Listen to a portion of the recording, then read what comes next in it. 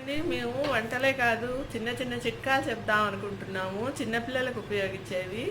ఈ లాక్డౌన్ టైంలో పిల్లలు ఇంట్లోనే ఉంటున్నారు కదా, బయటకు ఊరికే తీసుకెళ్ళడానికి మనకు వీలు పడదు. అటువంటప్పుడు చిన్నపిల్లల 6 నెలల పిల్లల నుంచి 3 ఏళ్ల పిల్లల వరకు చిన్న చిన్న చిట్కాలు చెప్తాను. అప్పుడప్పుడు మీరు ఇవి కూడా విని మీ కామెంట్స్ పెట్టండి.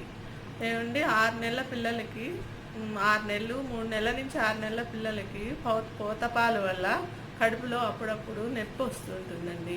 ఈ నొప్పి కోసం మీకు నొప్పి తెలియడం అంటే ఎలా అంటే పిల్లలకి పొట్ట మీద చెవి పెడితే టుకుటక టుకుటక అని సౌండ్ వస్తుంది.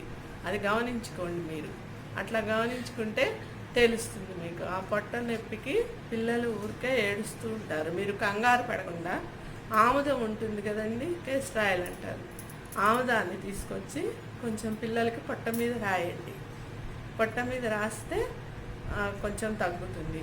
ఇంకా కూడా పిల్లలకి మోషన్ ప్రాబ్లం కూడా ఉంటే ఈ ఆముదాన్ని తమలపాకు మీద రాసి పెనం మీద కొంచెం వెచ్చ చేసి దాన్ని చేతి మీద వేసి చూసుకోండి. మరీ వేడి పిల్లలు పొట్ట మీద పెట్టండి.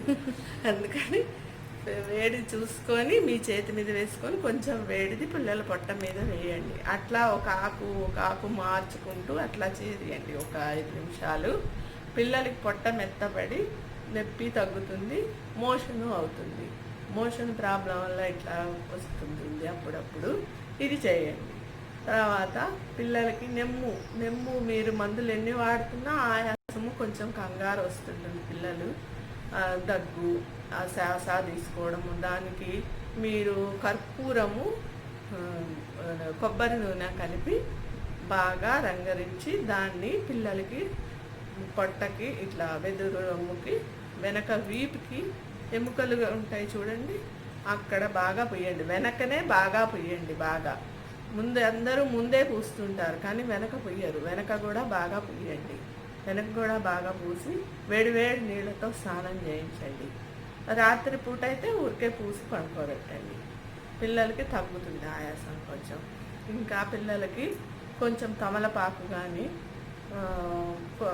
ఇది తులసి ఆకు కానీ మీకు ఏది దొరికితే అది ఒక 2 బొట్లు రసం తీసి దాన్ని తేనెతో పెట్టండి.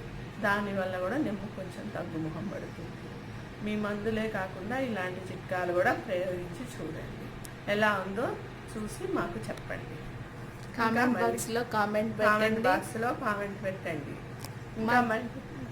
మా ఛానల్ని సబ్స్క్రైబ్ చేయండి. మళ్ళీ ఇంకా ఎటువంటి చిట్కాలన్నీ చెప్తాను, ఆచరించి చూసి చెప్పండి.